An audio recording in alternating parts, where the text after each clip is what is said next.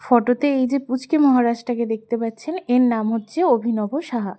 তো আজকে আমি চলে গেছিলাম এই পুচকে মহারাজের মুখে ভাতের অনুষ্ঠানে।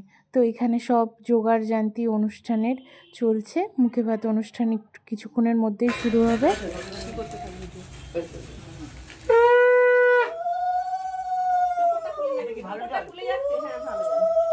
ওর খাবার জল না, ওর খাবার জল তো দিয়েছি।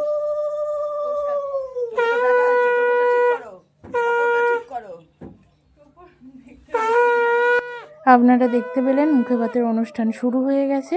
সেখানে আমরা সবাই উপস্থিত ছিলাম এবং খুবই দেখতে ভালো লাগছিল যে তার কাণ্ড কারখানাগুলো। সে চুপচাপ দাদুর কোলে বসেছিল, একটু অবশ্য বিরক্তবোধ অনুভব করছিল, কারণ তার এইসব পোশাক আশাক মালা টোপর এত কিছু পরার তো অভ্যেস নেই। সে মানে আশ্চর্য হয়ে গেছে যে আমাকে নিয়ে কী করা হচ্ছে। তো যাই হোক, তো শুরু হয়ে গেছিলো অনুষ্ঠান। ফার্স্টেই পায়েস দিয়ে শুরু করা হলো তাকে খাওয়ানো, তারপর একে একে যা যা পদ রান্না করা হয়েছিল সেইগুলো শুরু হলো খাওয়ানো। ভাত, শাক ভাজা, শুক্তো, ডাল, তার সাথে এঁচোড় চিংড়ি, মাছ, মাছের একটা বড় মুড়ো ছিল। তার তো কিছুই খেতে পারবেন না তিনি, জাস্ট একটা করে আঙুলে একটু করে চুবিয়ে তার দাদু তার মুখে দিচ্ছিল, আর সে সেটাই চেটে চেটে খাওয়ার চেষ্টা করছিল।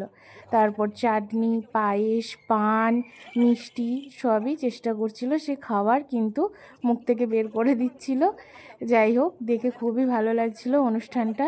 এবং তার জন্য একটা কেকও আনা হয়েছিল, সে সেটা কেকটাও ধরে কেটেছিল, বাবা মার তার হাত ধরে কাটানো হয়েছিল।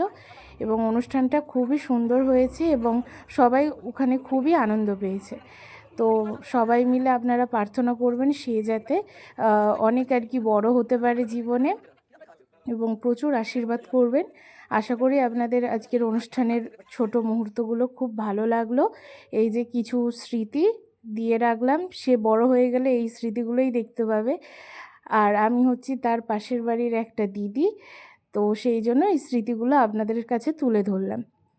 নমস্কার।